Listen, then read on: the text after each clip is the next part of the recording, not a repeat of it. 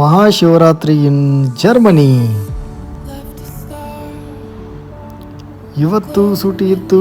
ಮಹಾಶಿವರಾತ್ರಿನೂ ಇತ್ತು. ಅದಕ್ಕೆ near ಯಾವುದಾರೆ temple ಸಿಗ್ತೈತೆ ಬಾ ಅಂತ ನೋಡಿ ಚೆಕ್ ಮಾಡಿ ಗೂಗಲ್ ಒಳಗೆ ಒಂದು ಟೆಂಪಲ್ ಇತ್ತು, ಹಿಂದೂ ಮಂದಿರ ತಿಳಿಂದ. ಸೊ ನೋಡ್ಬೇಕಲ್ಲಿ ಹೋಗಿ ತಿಳಿಂದ ಫಸ್ಟ್ ಟೈಮ್ ಹೊಂಟೀನಿ ನಾನು ಜರ್ಮನಿ ಒಳಗೆ ಟೆಂಪಲ್ಗೆ. ನೋಡೋಣ ಹೆಂಗಿರ್ತೈತಿ.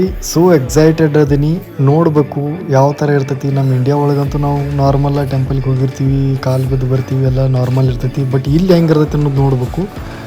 ನಾನು ಭಾಳ ಇಂಟ್ರೆಸ್ಟೆಡ್ ಅದೀನಿ, ನೋಡೋಣ ಬರ್ರಿ.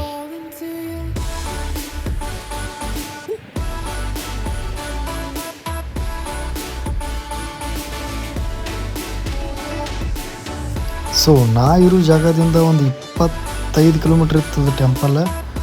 ಇಲ್ಲೈತೆ ನೋಡ್ರಿ, ಶ್ರೀ ಹಿಂದೂ ಮಂದಿರ್ ಇದು ಟೆಂಪಲ್. ಒಳಗಡೆ ಹೋಗಿ ನೋಡಿದರೆ ಎಲ್ಲ ದೇವ್ರದವು. ಶಿವನ ದರ್ಶನ ಆಯಿತು, ಅದ್ರ ಜೊತೆಗೆ ರಾಧಾಕೃಷ್ಣ ದೇವ್ರದ್ದು ಎಲ್ಲ ದರ್ಶನ ಆಯಿತು. ನಾನು ಶಿವ ಪೂಜೆ ಮಾಡಿದ್ನಿ.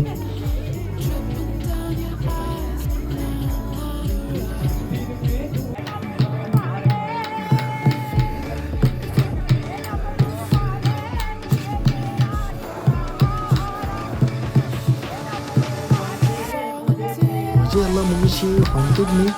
ಅವಾಗ ಅನ್ನಪ್ರಸಾದ ಐತಿ ತೊಗೊಂಡು ಹೋಗ್ರಿ ಅಂದರು. ನೋಡಿದ್ರೆ ಪೂರಿ, ರೈಸ, ಕಡ್ಲಿಕಾಳು, ಇದನ್ನ ಬಟಾಟಿದು ಪಾಜಿ, ಆಮೇಲೆ ಸ್ವೀಟ್ ಎಲ್ಲ ಮಸ್ತಾಗಿ ಮಾಡಿದ್ರು ಪ್ರಸಾದ. ನನಗೂ ಹಸುವಾಗಿದ್ದು ಮಧ್ಯಾಹ್ನ ಆ್ಯಕ್ಚುಲಿ. ಸೊ ಚಲೋ ತಂಗಿ ಆಯಿತು, ದರ್ಶನವೂ ಆಯಿತು, ಪ್ರಸಾದವೂ ಆಯಿತು.